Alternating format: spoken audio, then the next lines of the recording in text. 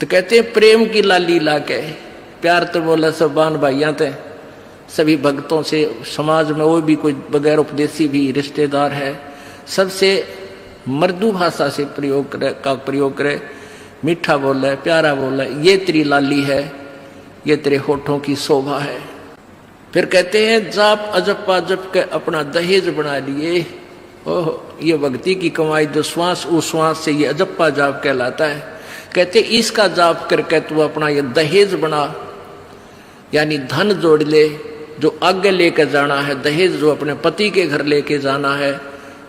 पहले कुरीति थी कि जो लड़की घना धन लेकर आती थी दहेज का, उसका आदर पूरा परिवार करता था। ऐसे हमारे हम भ्रमित थे, अज्ञानता थी। तो उसी दृष्टिकोण से ये कहा गया है कि जैसे अच्छा ज्यादा दहेज लाने वाली बहू पुत्र वधू अपने ससुराल में आदर सत्कार पाती है, ऐसे ही तू डट के भजन कर, घना दहेज बना ले सत्य अजप्पा जाप का। अजप्पा जाप जप के अपना दहेज बना लिए, अनहद बाजा बाजन लागे फिर खुशी बना लिए। ओह, जैसे लड़की का पता लग गया कि आज ब्याह है, लड़की की का आज विवाह है। अब कई बच्चे बकाया करें, न्यू कहेंगे ए तेरी बारात आ गई, और फिर न्यू कहे कोई ना आई क्यों राजी हो रही है, यानी उसने खिजाया करते हैं। तो फिर वो लड़की सोच लेती है बांधन दे दे, मौके जाएंगे। तो कहते हैं जब वो बाजा बाजन लाग जा तब सोच लिए बात लवा लाग ली कि आगी बरात। तो कहते हैं आप भक्ति जब करोगे तो आपको ऑटोमेटिकली आपके ये ऊपर के यहां से ऊपर के हिस्से में बहुत सी आवाजें, कई प्रकार की आवाजें आने लग जाएंगी। इसमें जो हमें आवाज सुनती हैं ये प्राथमिक भक्ति की लक्षण है, अंतिम नहीं है। हाँ, ये भी सुननी चाहिए, सुनेंगी, आपको अवश्य सुनेंगी, ना चाहते हुए भी सुनेंगी। और कभी सुनना चाहो तो कभी 2, 4, 10 मिनट, कभी कभी डेली नहीं, कभी ऐसे कान बंद करके एकांत स्थान पर सुन लेना, आपको सारा साजबाज अंदर बाजता दिखेगा, जिसकी भक्ति इस लक्षण हो गए। कुछ एक को वैसे भी सुनती हैं जिनके पूर्व जन्म की भक्तियां होती हैं और फिर धीरे धीरे उनकी बंद हो जाती हैं, आगे कुछ नहीं सुनती, चाहे वो किसी का नाम जाप ले रखा है। तो वो तो ऐसा सुनना, ये देखना तो ऐसा है जैसे आपने बैंक में कमाई करी की और बैंक में पैसे जमा करा दिए, और उस बैंक की कॉपी ने कभी देखना चाहो तो खोल के देख लो। और ये दूसरे जो पंथ बताए हैं, ये साधना इनकी नाम गलत हैं, और कहते हैं ध्यान लगाओ, मेडिटेशन करो, कान बंद करके, आंख बंद करके, अंदर आवाज सुनो, शब्द सुनो। ये कोई फायदा नहीं। अब जैसे धंधा करता नहीं और बैंक में जब पूर्व जन्म की पहले की जो डिपॉजिट है 20-30 हजार, उसने रोज देखे जाने, कहा 20,000 है, और 20,000 में काम तो ना चले, फिर वो निकलवाने भी उसी में तो पड़ेंगे, वो एक दिन जीरो हो जाएंगे। वो तो जैसे आपको ये आभास होंगे किसी भी वस्तु का, जैसे हम हमारी आंखों, आपकी जो भक्ति करते हैं उनकी आंखों के सामने बहुत सी चीजें ऐसे चलती दिखाई देंगी। कभी तो ऐसा आभास होगा जैसे कोई मक्खी आ गई, कोई मच्छर जा रहा है, या कोई ऐसी कोई लाइन सी दिखाई देती है। तो ये आपकी भक्ति की कमाई है, प्रतिफल आपको दिख रहा है। और कई एकादा क्या करे हमारे भक्त, एक बहन भगत भाई आया ने बोला जी मैंने तो आंख दिखा ली, मेरी तो आंखों में डिफेक्ट हो गया। वहाँ क्या हो गया कि आगे मेरा काला काला दिखे जाए, नो देखूं जब भी दिखा, मन तक कई बार डर भी लग जाता है। और डॉक्टर का इसका ऑपरेशन करेंगे, रमा भले आदमी क्यों आंख पड़वावे, ये तेरी भक्ति की कमाई दिखाई दे रही है, तेरी जो बैंक में जमा कराए हैं वो कॉपी में दिखे तेरे को। ये तो भगवान आत्मा ने दिखेंगे बेटा, जिनकी कमाई शुरुआत हो चुकी है। जेता अंजन आंजी ये चश्मों में दिखंत न बोला सचमुच में, कहा सचमुच, फिर खुश हो गया तेरा गजब भैया। तो ये जो सामने दिखाई देते घबराना नहीं। बहुत से भ्रमित हो जाते हैं क्योंकि बार बार ये दास नहीं बता पाता आपको। तो प्रत्येक सत्संग में आओगे तो कभी ना कभी हर पहलू पर विचार विमर्श दिया जाता है। तो घबराना नहीं है। ये आपकी आंखों के सामने कोई वस्तु दिखाई देगी, वो आप ही बताओगे, दास बताओगा तो तुम झूठ भी बोल दोगे। तो वो आपकी जितनी कमाई है वो अपने आप बढ़ती जा रही है, उसका लेवल बता रहा है। तो ऐसे अंदर आवाजें आएंगी, कई प्रकार की आएंगी, और उनमें से एक न्यारी आवाज आएगी, एक मुरली की आवाज आएगी, और वो मुरली, वो आवाज जो है, जो इसमें पिंड में जो आएगी वो यहीं तक की है, ये महास्वर्ग तक की है। और जो वास्तविक धुन, वास्तविक जो आवाज है वो इस अंड और पिंड से पार है, वो सतलोक में है। वो वहां जाकर आपको वो बात बाहर सुनाई देगी। यानी इस शरीर से एक जब आत्मा भक्ति से परिपूर्ण हो जाती है तो इस शरीर से बाहर भी हो जाती है, तो उसको सुनने के लिए ऐसी स्थिति आ जाएगी अपने आप, जैसे आपका शरीर यहाँ बाहर खड़े हो गए, और फिर वो आवाज आपको उस सूक्ष्म शरीर के माध्यम से सीधा कनेक्शन उस सतलोक से हो जाता है। वो परले पार वाली मुरली आवाज, वो धुन, वो झनकार अलग से सुनाई देती है। फिर सेकंड के बाद आप उसी शरीर में होते, आपको पता भी नहीं कि मैं बाहर गया या अंदर ही था। वो बहुत बाद में जाके बहुत लेटेस्ट स्टेज पे ऐसा होगा, पर ऐसा हो या ना हो, आप जैसे दास बताओ, ये खुराक खाते रहो, रोग कटेगा, ये साधना करते रहो। तो क्या बताया है,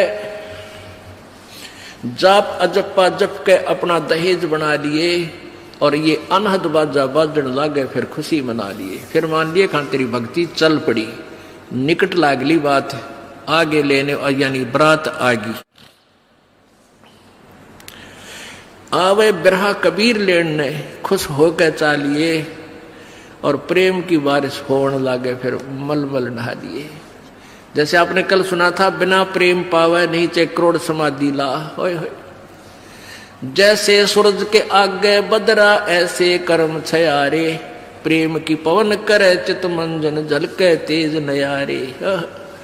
प्रेम की पवन, परमात्मा के प्रति इतना प्यार उमड़ उमड़ का आपके हृदय में रह के, जरा सी बात मालिक की चले, आंखें भरे आऊं आपकी, कुछ दिन में ऐसी स्थिति आ जाएगी। तो ये प्रेम की पवन चलेगी। जैसे सूरज के आगे बादल होते हैं तो सूर्य का प्रकाश निष्क्रिय हो जाता है, और जब हवा तेज चलती है, बादलों को इधर उधर फेंक देती है, तो सूर्य का प्रकाश ज्यों का त्यों सामने चमक रहा होता है। ऐसे परमात्मा और अपने बीच में, आत्मा के बीच में पाप कर्मों का गरावा यानी बादल छाया हुआ है। इस प्रेम की, यानी सब भक्ति जो क्रिया आपकी होंगी, दान करता आदमी को इतनी खुशी होती है उस दिन, कोई ठिकाना नहीं। और 10 रुपये चोरी कर ले, आत्मा खुश नहीं हो सकती, चाहे 20 लाख चोरी कर ले। और 10 रुपये, 20 रुपये, 1000 रुपये, 2000 रुपये आप दान करने की चेष्टा करते हो, पहले उमंग भर लेती है, और दान करे पाछो तो न्यारी खुशी होती है। तो ये तो क्या बताते हैं, ऐसे जो सब क्रियाएं आपसे कराई जा रही हैं, इनका उद्देश्य है कि आप में इतनी विनम्रता, इतना प्योर हेरिटेड हो जाओ आप कि मालिक के प्रति जरा सी भी चर्चा चला, आँखों में पानी आने लग जा, गदगद हो जा। कहते हैं प्रेम की पवन करे चित मंजन, फिर झलके तेज नयारे। तो यहाँ क्या बताया है कि प्रेम की बारिश होने लगे, फिर मलमल नहा लिए। यानी ये लक्षण बता रहे हैं, एक भक्त में रह रहकर ऐसे लक्षण आ जाएंगे। एक बुढ़ा आवे मेरे पास, नाम ले रखा उन्होंने साल भर से।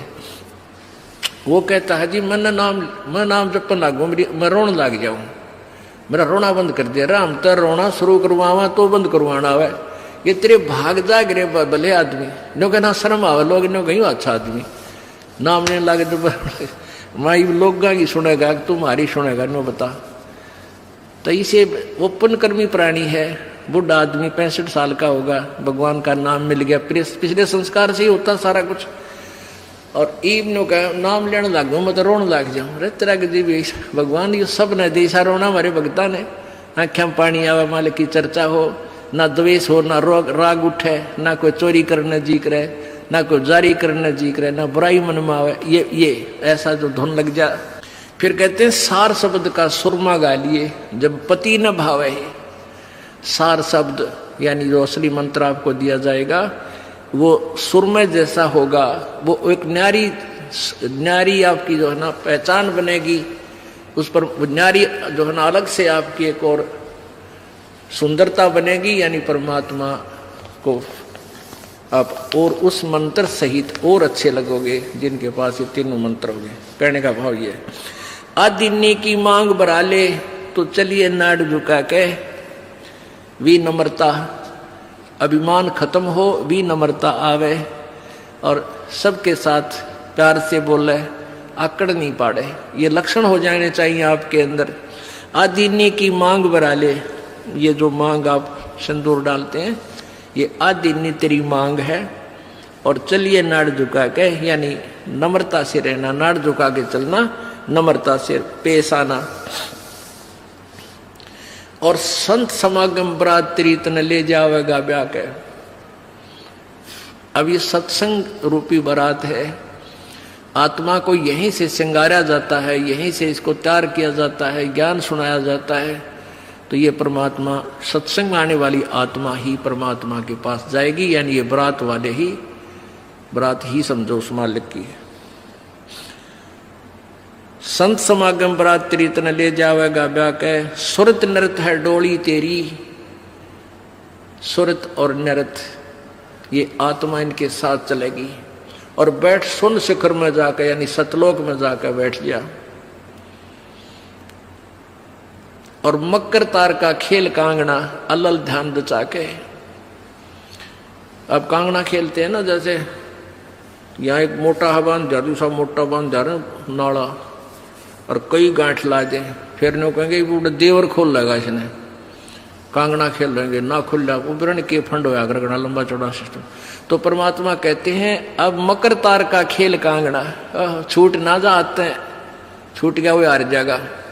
तो उस मकर तार का ऊपर से जब आत्मा यहाँ से चलेगी, परमात्मा कई तरीके से इसको, कहीं किसी स्थान पर किस तरीके से आपने जाना है, तो आप कभी कई बार एक आध बार कभी ध्यान वैसे ही कुदरती लग जाता है, बैठ जाते हैं, कभी आंखें खुली है तो भी बंद हो जाती हैं। और कई बार ऐसा होगा कि एक मकड़ी के तार जैसा आपको लंबा स्ट्रेट, बहुत, उसका कोई और छोर आप नहीं देख सकोगे, ऐसा तार सा नजर आएगा, उसको मकर तार कहते हैं। उसके साथ लग के आत्मा, जैसे मकड़ी उस तार को पकड़कर ऊपर चढ़ जाती है, ऐसे वो मकर तार का आपको दिखाई देगा जब चलेगी यहाँ से आत्मा संसार छोड़ के। तो एक मकर तार का मार्ग आपको मिलेगा, उसके साथ चलना, उसको छोड़ना नहीं, तो उधर नहीं जाना, नहीं तो मार खा जाएगी। तो ऐसे ही वो कांगड़ा खेलते हैं, जब दोनों और दाव लगा देते हैं, तू खोल गया तो तू हार गया, हारगी। तो ऐसे अपने अपनी जबरदस्ती से उसको पकड़ लेना है, उस मकर तार के, उस मकर तार को। मकर तार माने मकड़ी का तार। ऐसा एक रास्ते में आपको ये गाइडलाइन होगी कि इसके साथ साथ चल, भ्रमित ना होना, सतलोक जाने के लिए। वो कुछ समय, कुछ स्थान तक मकर तार है, उसके बाद फिर परमात्मा का अलग से मार्ग है। सुरत नृत्य है डोली तेरी, बैठ सुन शिखर में जाके, मकर तार का खेल कांगना, अल्लल ध्यान दे जाके। ओए होए, एक एक वाणी का आधा हिस्सा भी इतना जबरदस्त भर रखा भगवान ने। अब अलल पंख, अल्लल ध्यान दचा के, एक अलल पक्षी होता है, उसको अनल भी बोलते हैं। अनल, अनल माने वायु, यानी वो आकाश वायु में ही रहता है, ऊपर नीचे नहीं आता। वो अंडे भी ऊपर ही दे देती है वो अलल पक्षी मादा, और उन अंडों को हवा में छोड़ देती है, और ऐसे स्थान पर अंडे देती है, पैदा करती है कि नीचे केले के बन हो, केले के बन। तो केले कैसे फंसे रहा कर, केले के बना बनो आपस में बहुत लंबे लंबे बढ़ जाते हैं। तो वहाँ आकाश से वो अलल पक्षी बहुत लंबा चौड़ा होता है, वो कम से कम भी सैकड़ों फुट लंबा और 50 फुट की चौड़ाई होती है। इतने बड़े बड़े पर होते हैं उसके, बहुत जबरदस्त लोहे के तौ की तरह, और पंजे होते हैं जैसे नो चमटिया की तरह, खुर जैसे बहुत जबरदस्त नाकुल्ले, बहुत मजबूत, और 4 पैर होते हैं उसके, पक्षी होता। तो वहां से अंडे छोड़ देती है भगवान वाला है। अंडे नीचे आते हैं हवा की घर्षण से, वो परवरिश को, यानी वो पक जाते हैं, और केले के अच्छे भारा भारा अंडे होते हैं, वो 2-2 दड़ी के, और ऊपर तो 1-1 दड़ी के, 5-5 किलो के, और ऊपर से आते ही वो केलों के पत्तों पर आकर गिरते हैं। उन केलों को तोड़ते हुए सपीटते नीचे आते हैं। तो केलों पर गिरने से, उन केले पर गिरने से, उन पेड़ों पर, तो उसकी स्पीड कम हो जाती है और तो केले को तोड़ता हुआ वो आसानी से आकर नीचे पड़ता है और पड़ के फूट जाता है, उसमें से बच्चा निकल जाता है। वो बच्चा वहां फिर उस वन में घूमता है, फिरता है, चारा चरता है, और फिर कुछ दिनों में वो उड़ने लग जाता है, यानी परिपक्व हो जाता है, वो प्रफुल्लित हो जाता है, और वो उड़ उड़ कर देखता है, काफी दूर तक उड़ता है, फिर वापस आ जाता है, 1-2 साल तक वही रहता उस वन में। उन पक्षियों के साथ भी घूमता, अपने मित्रों के साथ जो दूसरे पक्षी होते हैं, अन्य जीव जंतुओं के साथ भी घूमता है, लेकिन उनमें उसकी मित्रता नहीं रहती है, क्योंकि उसको पता होता है कि मेरे माता पिता ऊपर हैं, यहां नहीं है। पुण्यात्मा, ये बहुत ही उत्तम ज्ञान है और छुपा हुआ ज्ञान था, ये तत्व ज्ञान है। इसको समझाने के लिए बहुत से उदाहरण आपके समक्ष पेश करने पड़ते हैं, ताकि आत्मा अपने परमात्मा की तरफ आकर्षित हो जाए। आपने कैसे रहना इस संसार में, ये अलल पंखी के, अलल पक्षी के बच्चों की तरह। अब वो यहां आए, यहां आसपास उस वन में पक्षी पशुओं के साथ रह रहे हैं, लेकिन उन एक पल भी वहां जाने को नहीं बोलते कि एक बार हम उड़न जोगे हो जावा, उसी दिन भाग जावांगे यहां से, हम जवान हो जावें तो उसी समय चल पड़ेंगे। तो जब वो युवा हो जाते हैं और खूब उड़ने योग्य हो जाते हैं, तो चलते समय कहते हैं 5 हाथियों को वो पक्षी, अलल पक्षी ऐसे लटका, क्योंकि उन केलों के वन में हाथी के भी झुंड के झुंड होते हैं, वहां होते थे पहले समय में, तब बने ना रहे, तो वहां झुंड के झुंड हाथी होते हैं, नो एक दूसरे के सट के चाला करें, सैकड़ों की संख्या में, कई झुंड है।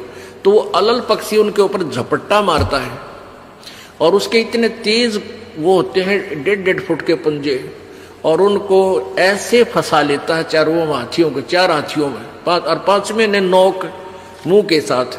कहते 5 हाथियों को उठाकर वो अलल पक्षी आकाश में चला जाता अपने माता पिता के पास, और फिर उनका आहार लेकर जाता है, वो आहार उससे उनसे करते हैं।